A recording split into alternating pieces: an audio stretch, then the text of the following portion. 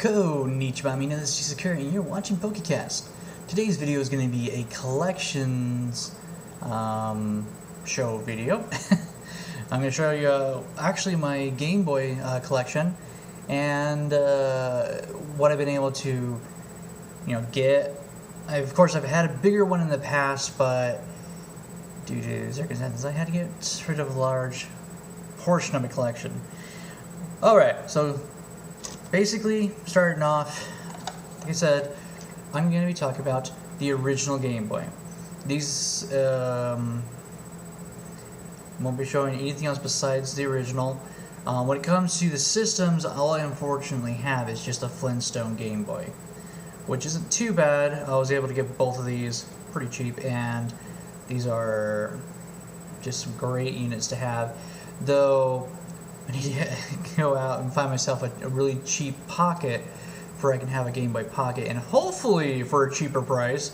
Yeah, and I know people are going to laugh at this, a Game Boy Lights. I would love to have one of those, but they're extremely expensive since they were only released in Japan. But I'm happy to have these guys.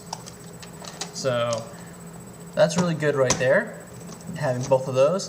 What's really nice is I actually have right here the link cable. I actually have two of these, which makes it really nice. Just because, every once in a while you want to, when you get enough copies of it, it's a lot of fun to actually hook up the games and play them. So this right here, I know some people are like, well, why would you want to do that? It's like, because the only way you can actually play Tetris multiplayer and have that fun experience that you experienced at a younger age, before the warp was added, and you actually got to play as Mario and Luigi, well, this is the only way you can do that with multiple Game Boys.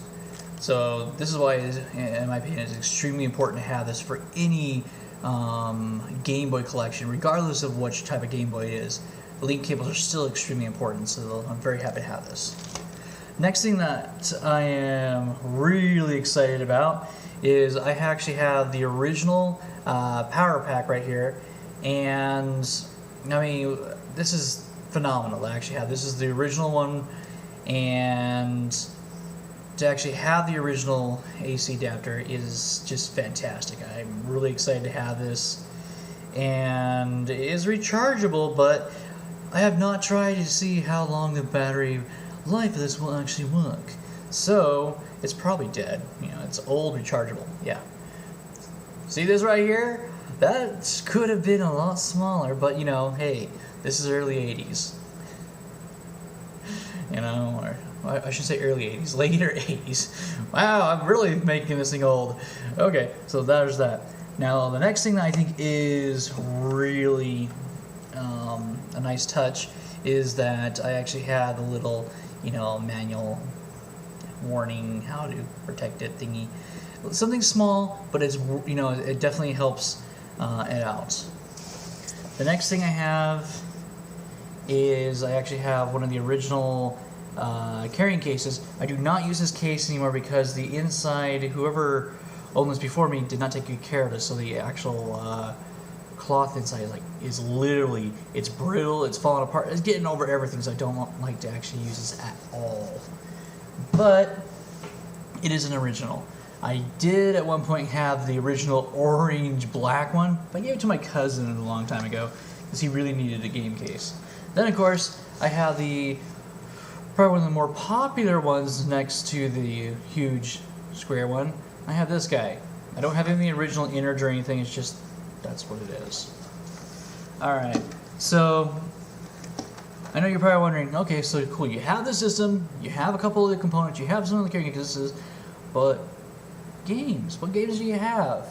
Well, first of all, I'd like to talk about, or show you, is my Japanese collection. Some of these are recent, some of these are really old, and it is definitely going to continue on because I like collecting the Japanese games. Ooh, pardon me. First game, I actually had to write down the translations of them, just because, that's just how it is. The first one is, of course, going to be Yo Yo Hakusho Dai 3 Tama Mikai no Toriba. Or, sorry, Tobira. I returned that one around. This is a really fun one, side-scrolling, and it is, I believe, with him in it, season, I want to say season 3 or season 4, but this was a really good one. The only thing that I did not like about that game is that it has a password completely in hiragana. Yeah. Next one is this guy right here. This is Super Bakuriman Desisu no Sikiban. Based off of an anime, a really old anime. Another side scroller, pretty fun. I was really happy to pick that one up. Next is Uno. Small World. One of my more recent ads, and this game is just fantastic. One of my favorite ones to play on my Game Boy, just because, well, Uno's amazing, and I collect Uno. So, yeah. Next one is one of the harder ones I have.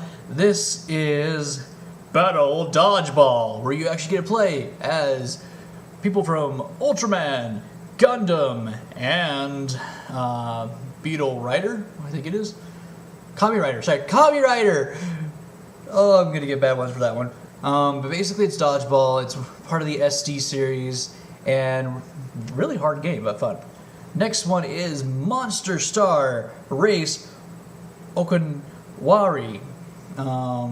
If you want to see more about this one, I do have some videos up in my top 10 racing games. It's basically what if Pokemon was a racing game. This is what it is. Then the last is an awesome game, Yu-Gi-Oh! Duel Monsters.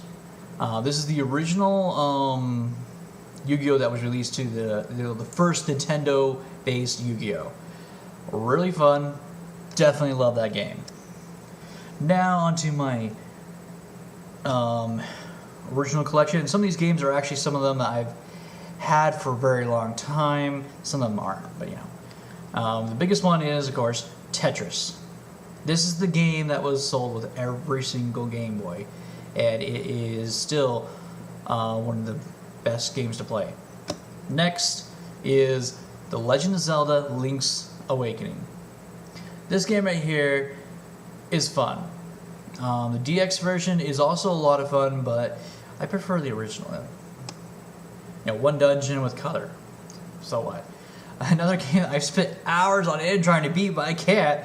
Quicks. And anybody who's actually played this game knows what I mean by it. This game is pure evil. Next is Tetris Attack, my personal favorite version of Tetris. This game is outstandingly amazing. And also based in the Yoshi universe. Next is Wario Land, or Super Mario Land 3, Wario Land. This is, I think, the second or first. I can't remember if it was Virtual Boy that came first or this one, but it'd either be the first or second. Eventually, you actually get to play as Wario as a hero, and the game is really difficult. Now I'm going to show you the hardest game I have in my collection, Toy Story. This game is pure evil. It will kill you. It will drive you insane. The game makes no sense, and for some reason, likes to kill you. For anybody who's ever played any of the Toy Story games, when this one came out, you know exactly what I'm talking about. Not going to be a fun one when I do a top 10 with that one in it. I doubt it will make my top 10. Unless I do like a difficulty level. Another one which is just so much fun, DuckTales 2. This game plays identical to the original, for the first one, and works, really well on the Game Boy system with all new levels and everything. Next one, of course, is Tetris 2. This is a mixture of Tetris and Dr. Mario. That's exactly what it is. I'd rather play Tetris and then Dr. Mario separately, but this one does add some things which really bring me back and, why I enjoy it. Now is my mother's favorite game ever released. And that is Tetris Blast, also known as Bombless in Japan. I also think it's called Bombless in Europe as well. This is the game that my mom, I actually picked up a Game Boy Color just for her, for she can play this game, and man, it was funny because she'd be like and stuff, you know, going all She-Hulk on me. This game is stupid. Why can't I do anything here? Okay, Mom, hand me the system. Hand it over. Hand it over. Okay. What level are you on? Here, over. She actually hit me one time. She was so mad at me. It wasn't because of this game, it was because I played against her multiplayer on the Super Nintendo version. And I totally wasted her after I told her, hey, this is what you do. Yeah, I wish I had a video of it because it was hilarious. It's just literally, Mom, this is all you have to do. I'm gonna let you beat me for the first time. I'll actually let you beat me. And I don't ever go easy on anybody. It's not worth it. After a while of just sitting there watching her fail miserably, I decided, okay, screw this, and destroyed her in 10 seconds, and my shoulder hurt for a week. What else can you do? You're nice to your mom, painfully watching her try and do this, and well, you just have to end it, because it was that painful to watch. Yeah. Next one, Tamagotchi. This is the best version of Tamagotchi ever made, in my opinion, because you get to actually take care of multiple Tamagotchis at once instead of having to buy each of those little eggs and everything. But this one has the best graphics I've seen. Of course, I haven't played any of the, I think it was the 1999 release of the game, but the Game Boy version really added so much more to it that I would rather play this version over any of the personal handhelds. So this is one worth looking into. Okay, this one is called Panel Action Bingo. And yes, I still have the GameStop thing on there. The problem is that if I take that off, the whole sticker's coming off, and I just can't do that. A very interesting puzzle game, pretty fun, not too bad. Next is my mother's second favorite game, and this is actually is my mom's copy that we bought for her a long time ago. This is Arcade Classic 2, Centipede and Millipede, because my mom absolutely loves Centipede. And it was funny when we were like, hey Mom, look, we have also Millipede. Well, what's the difference? Kind of think about it, really. What is the difference besides being a little bit more difficult? But anyways, this was a fun collection they actually did. Wish I had all of them. Now, yeah, put these all over here. The next thing I actually have, I was able to pick up for a wonderful price, and got one of the better colors in my opinion. This is one of the things that, I just remember reading the Nintendo Power about it. I was going bonkers about it. And you know, some of my friends also who were heavily into getting cool things were totally psyched about it. And I showed it to I think to two of my teachers, and I was like, okay, that's pretty cool, I guess. Some adults. It is, of course, the Game Boy camera. This thing is really one of the first, if I'm correct, it actually is the first digital camera that was available to kids. Of course, yeah, I mean, graphics on there aren't phenomenal at all. But the concept of having a digital camera where you can actually take pictures, do all kinds of stuff in there, this is definitely a key element to a original Game Boy collection. And then finally, sadly, I only have one of the 4 released, and I'm definitely looking forward to for a cheap price pick up Midori. And already you know what I'm talking about now. I have my crown jewel of my collection, because these games are incredibly expensive sometimes, and that of course is Pokemon Red. The coolest thing about this is I still have my manual, so I don't have the boxes anymore. I wasn't smart enough to collect my boxes, and also it's really hard to get the cheap-wise Game Boy boxes. And to go with it, I actually have my screensaver turned on. Stupid screensaver. Anyway, I actually have the original manual, and this is just fantastic. Going through it, seeing all the cheesy art. I mean, like, you know, right there. That's an original Jinx before she was edited. I mean, the old maps, the old stuff. I mean, this is, you know, really amazing to have so much of it. The only thing I'm really missing, really, is I need to get Midori, Blue, and then, of course, I need to get Pikachu Edition, and, if possible, get each of the manuals to go with Midori. That'd be awesome to pick up the one for Midori and get the Pikachu Edition.